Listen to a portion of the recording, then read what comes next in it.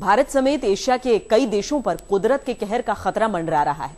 यह खतरा है हिंद महासागर के बढ़ते जल स्तर का।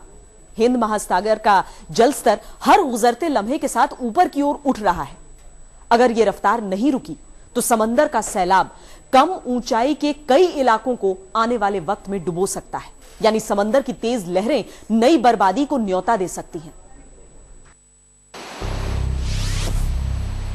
खतरा बेहद करीब है। उफन रहा है हिंद महासागर, बढ़ रहा है बंगाल की खाड़ी का जल स्तर, नई ऊंचाई छू रहा है अरब सागर। भारत, मालदीव, श्रीलंका और इंडोनेशिया पर खतरा।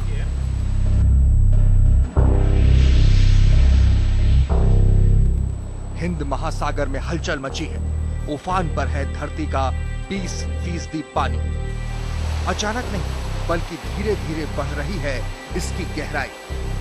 अपने किनारों को डुबोने के लिए उठ रहा है धरती का तीसरा सबसे बड़ा महासागर।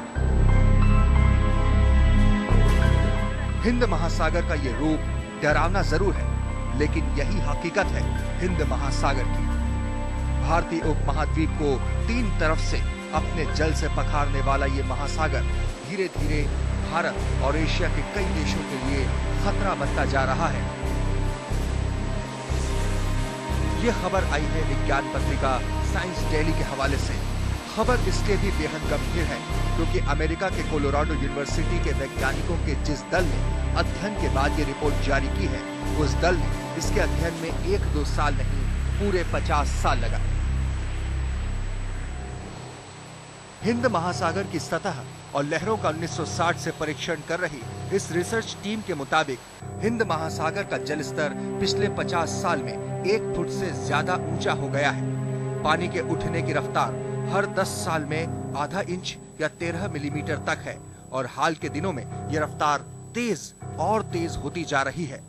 हिंद महासागर के पानी का तापमान भी इस अवधि में 1 डिग्री फ़ारेनहाइट या आधा डिग्री सेंटीग्रेड तक बढ़ गया है।